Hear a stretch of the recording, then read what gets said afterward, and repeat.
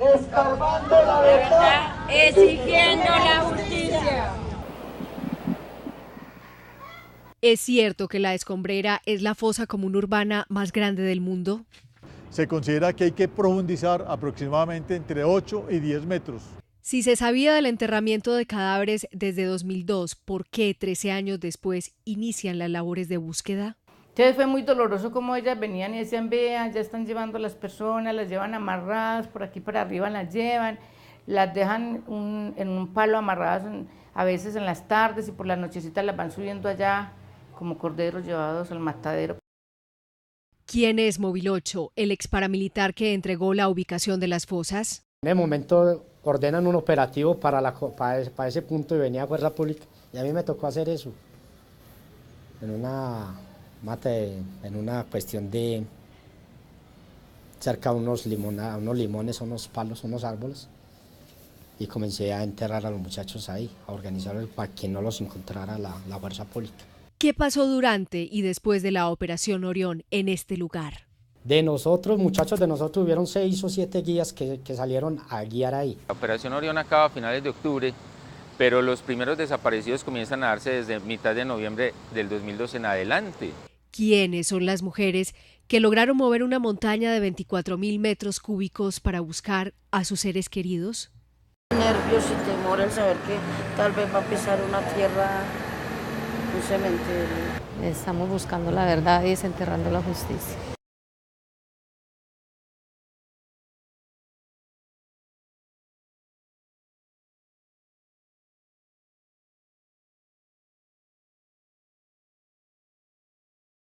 Medellín se tardó 13 años en entender la dimensión horrorosa que se esconde bajo la Escombrera. Durante años, los familiares de las víctimas de desaparición forzada de la Comuna 13 denunciaron que sus hermanos, hijos, sobrinos y esposos eran asesinados y enterrados allí por grupos ilegales. No obstante, sus denuncias nunca fueron escuchadas y la Escombrera se convirtió casi que en una suerte de mito urbano. Al pasar de los años, los testimonios de los ex paramilitares, pero al mismo tiempo las diligencias de la Fiscalía en sitios cercanos comenzaron a descorrer esa macabra realidad. Pero la Escombrera no puede entenderse como un hecho aislado de violencia. Fue producto de una intensa guerra que se vivió en la Comuna 13 y que tuvo sus inicios en 1985. Este trabajo periodístico de 2 entregas busca hacer un recuento, un recorrido por la historia de la Comuna 13, que es también la historia de la Escombrera, pero también hacer un reconocimiento a un grupo de mujeres que nunca paró de denunciar y buscar la verdad. Bienvenidos a Infrarrojo, periodismo que ve más allá.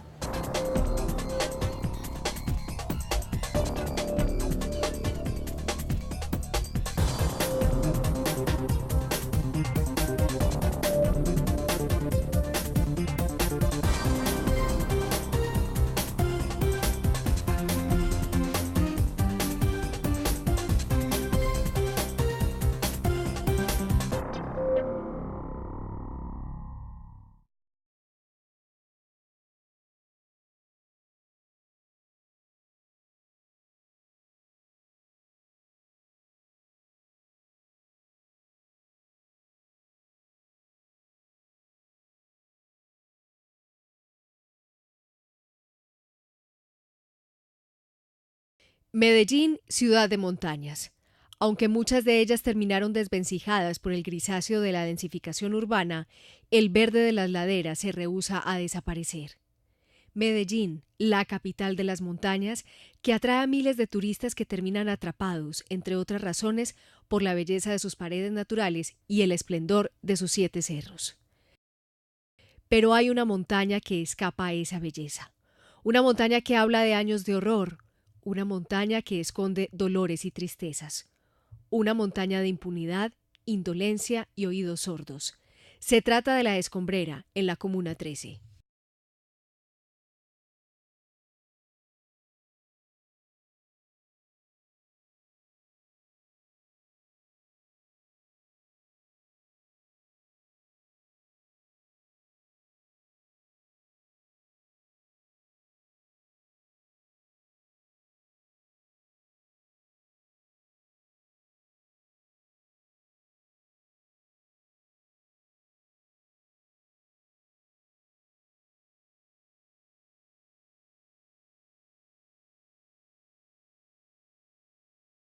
Es una luz de inicio a un proceso y dolor que hemos llevado por 13 años.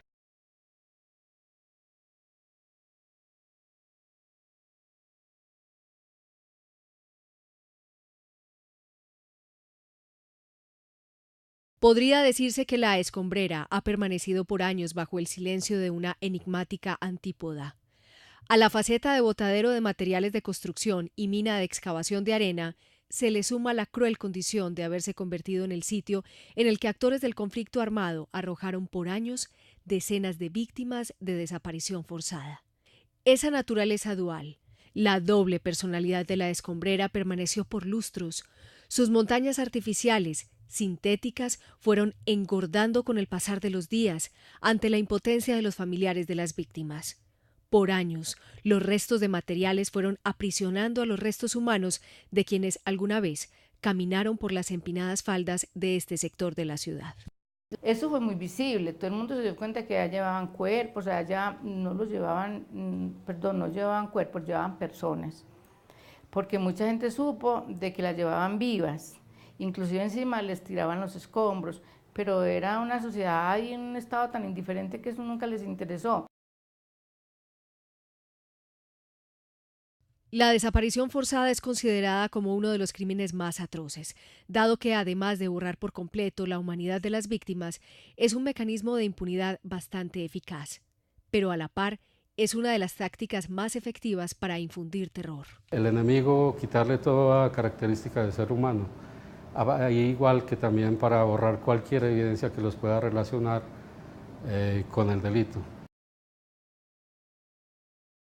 La Escombrera tiene en total 75 hectáreas que limitan con el corregimiento de San Cristóbal.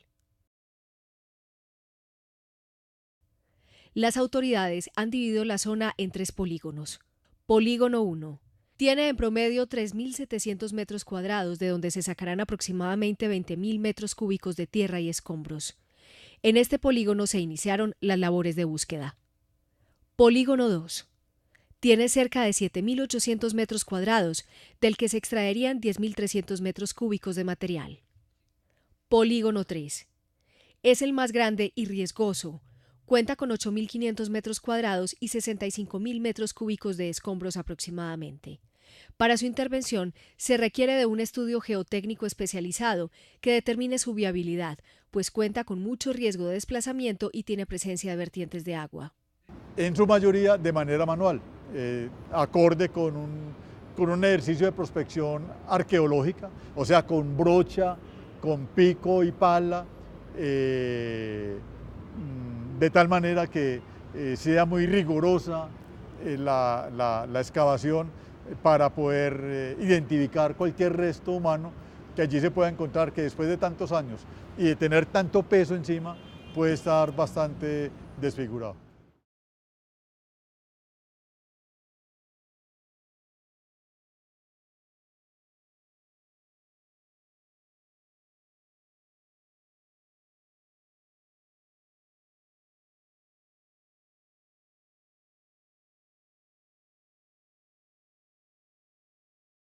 No sabemos exactamente cuántos son, nosotros tenemos un listado de casi 100 víctimas, pero ha faltado investigación para saber exactamente de cuántos estamos hablando. Y nos dio que más o menos entre 80 y 90 era la cifra aproximada de personas que podrían estar inhumadas en la Escombrera. Se ha llegado a hablar de 100, se ha establecido una cifra de 300, ¿cierto? Creo que las ONGs que han trabajado mucho el tema alrededor tienen una lista generosa, pero eso es una cifra incierta, ¿cierto? Yo parto del dato que tengo en físico, en papel, que son más o menos 70, 75 con nombre y fecha. La alcaldía de Medellín sostiene que la Escombrera es la fosa común urbana más grande del mundo. ¿Es eso cierto? ¿Se puede afirmar que es la más grande de todo el mundo cuando no se tiene ni certeza de la cantidad de cuerpos inhumados? ¿Se puede hacer esta aseveración teniendo en cuenta que es imposible hacer un inventario mundial de fosas comunes, dado que justamente su objetivo es el de permanecer ocultas, al margen de listados estatales o ranking que determinen cuál es la mayor?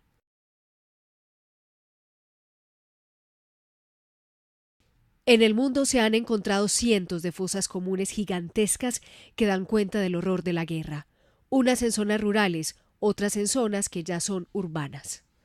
En Bosnia se registran 2 casos, Srebrenica y Tomasica, cuyas exhumaciones han permitido encontrar los restos de más de 1.200 víctimas. Está también la de Grozny, Chechenia, con 800 restos mortales, o las que se han localizado en Phnom Penh, capital de Camboya, cuyos registros mencionan 130 fosas comunes con 9.000 víctimas.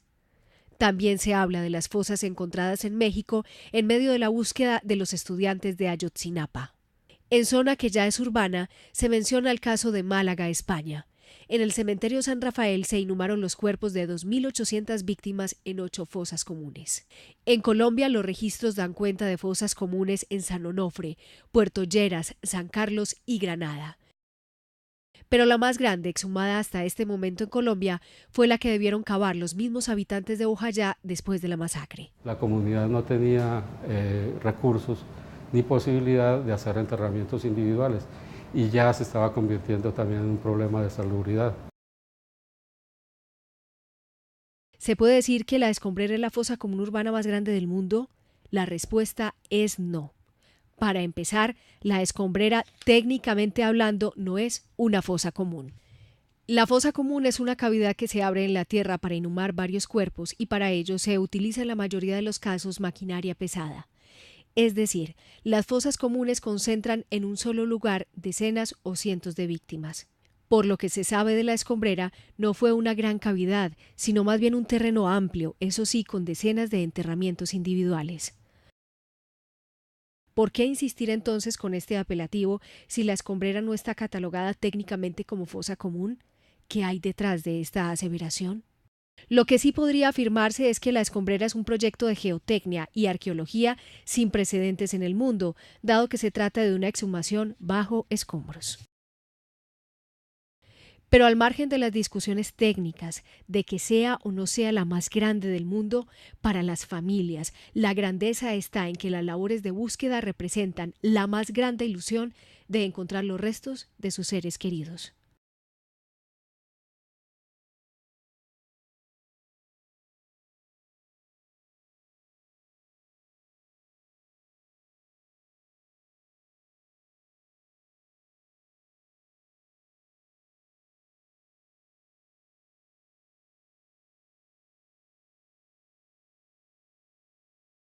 La Escombrera significa oscuridad, pero a la vez luz. Esta historia que guarda dolores es también una historia de valentía.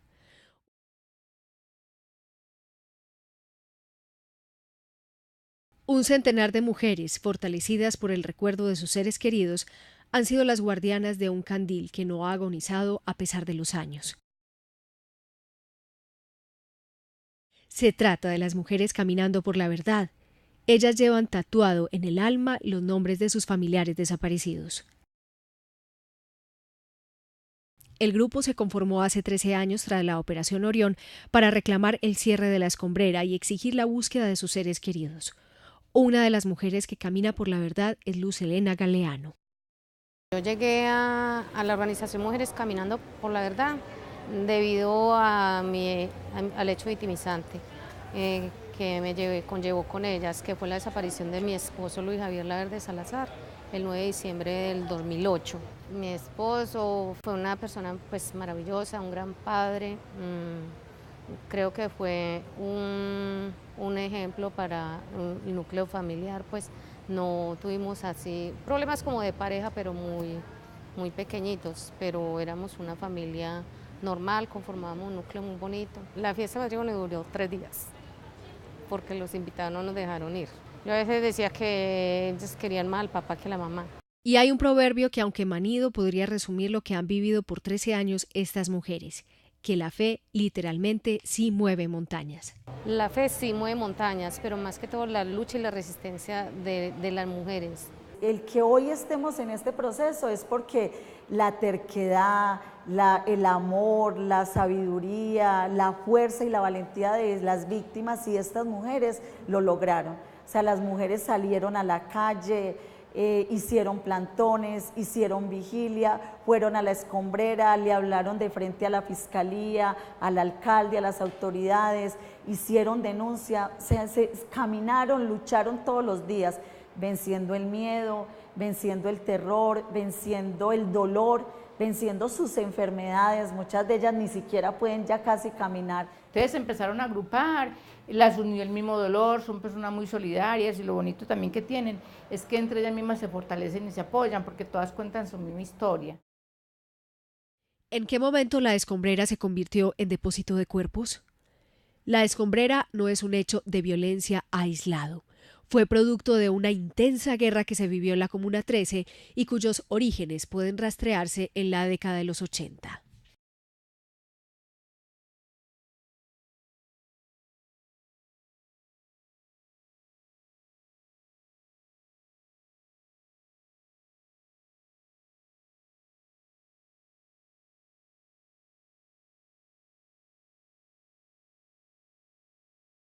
Durante este periodo en Medellín se vivió un proceso de conformación de grupos milicianos y guerrilleros que lograron controlar corredores estratégicos desde Altavista hasta San Cristóbal, así como las vías de acceso a los diferentes barrios. El grupo más fuerte, más simbólico y significativo fue el grupo que se llamó los Comandos Armados del Pueblo, o sea, los CAP.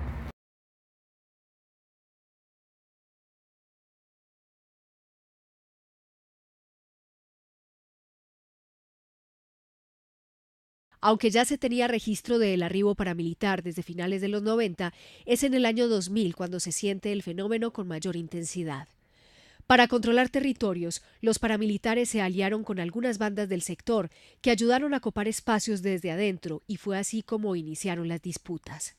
Palmo a palmo, los milicianos y los paramilitares se disputaron el control territorial con enfrentamientos y en el medio, la sociedad civil. Se impuso la ley del silencio, empezó la deserción escolar, las barreras invisibles e iniciaron las oleadas de desplazamientos de pobladores a otros barrios de Medellín por cuenta de las amenazas y los constantes tiroteos.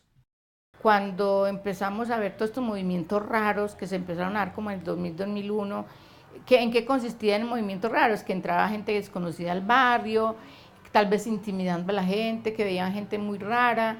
Empezó a haber un movimiento muy distinto en la comunidad a la cotidianidad de la vida. Después de que se había dado una hegemonía miliciana, aparecen los grupos paramilitares y empieza el desplazamiento gota a gota, que en la ciudad muy fácilmente se confunde con lo que puede ser un trasteo. No es muy notorio, pero cuando aparece la confrontación va a darse el desplazamiento masivo.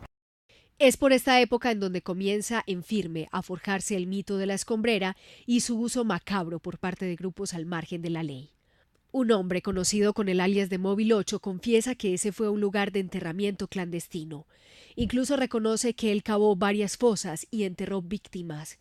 Infrarrojo habló con él. Ya regresamos.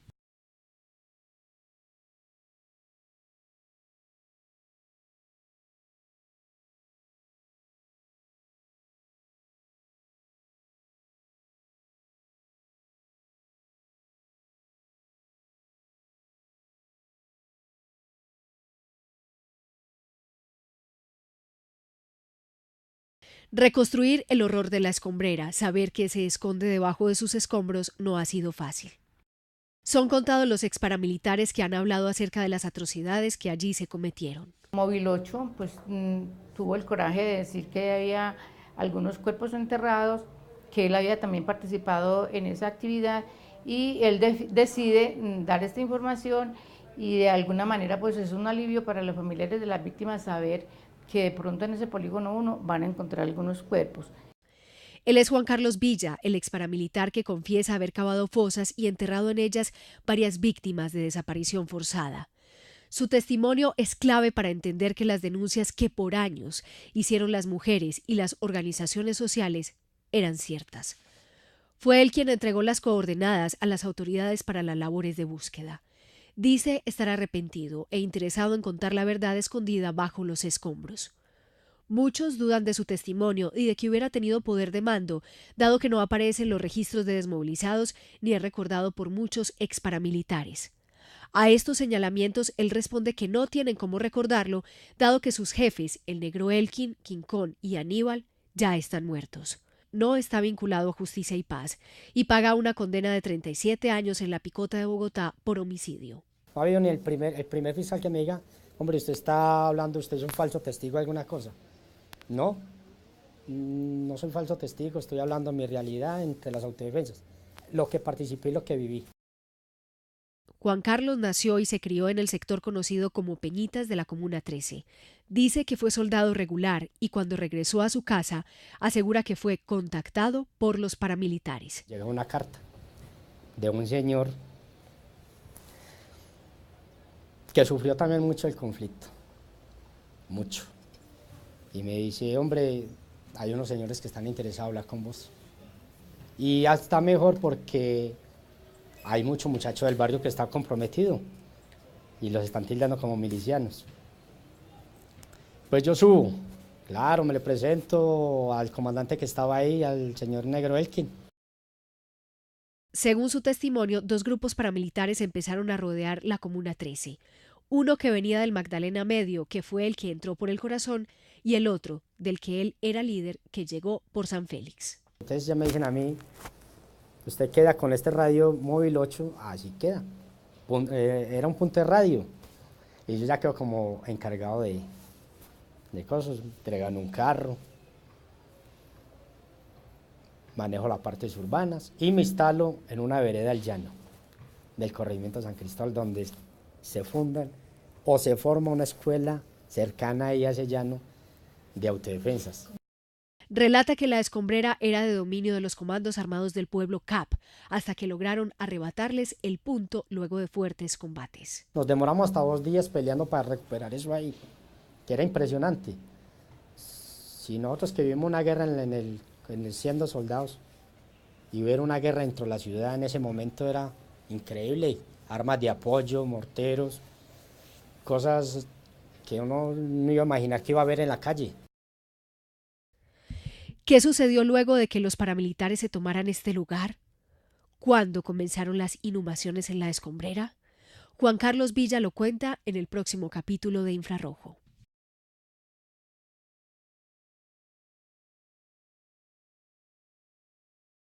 Va a pisar una tierra, un cementerio. Estamos buscando la verdad y desenterrando la justicia.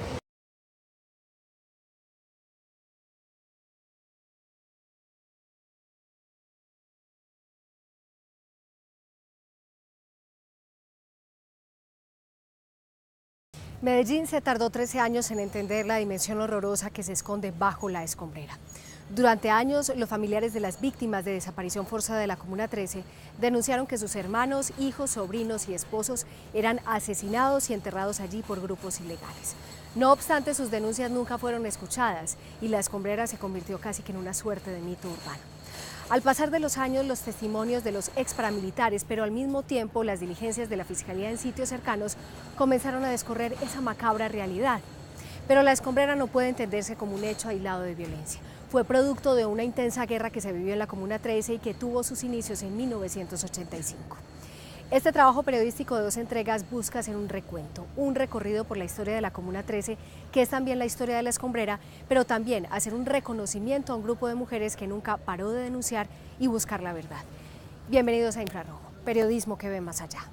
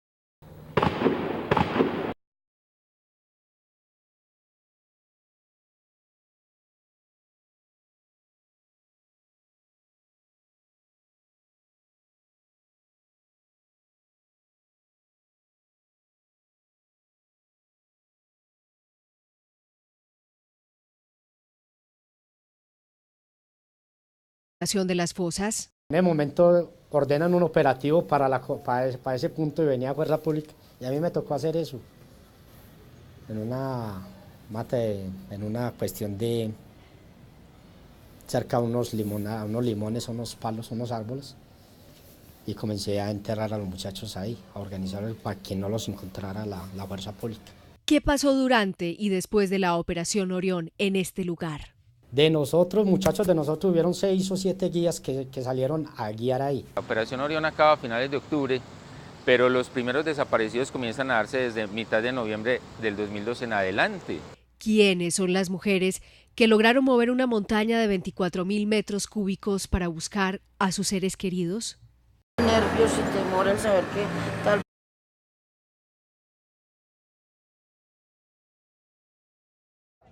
Escarbando la verdad, exigiendo la justicia. ¿Es cierto que la Escombrera es la fosa común urbana más grande del mundo? Se considera que hay que profundizar aproximadamente entre 8 y 10 metros. Si se sabía del enterramiento de cadáveres desde 2002, ¿por qué 13 años después inician las labores de búsqueda? Entonces fue muy doloroso como ellas venían y decían, vean, ya están llevando a las personas, las llevan amarradas, por aquí para arriba las llevan, las dejan en un palo amarradas a veces en las tardes y por las nochecitas las van subiendo allá como corderos llevados al matadero. ¿Quién es Móvil 8, el ex paramilitar que entregó la ubicación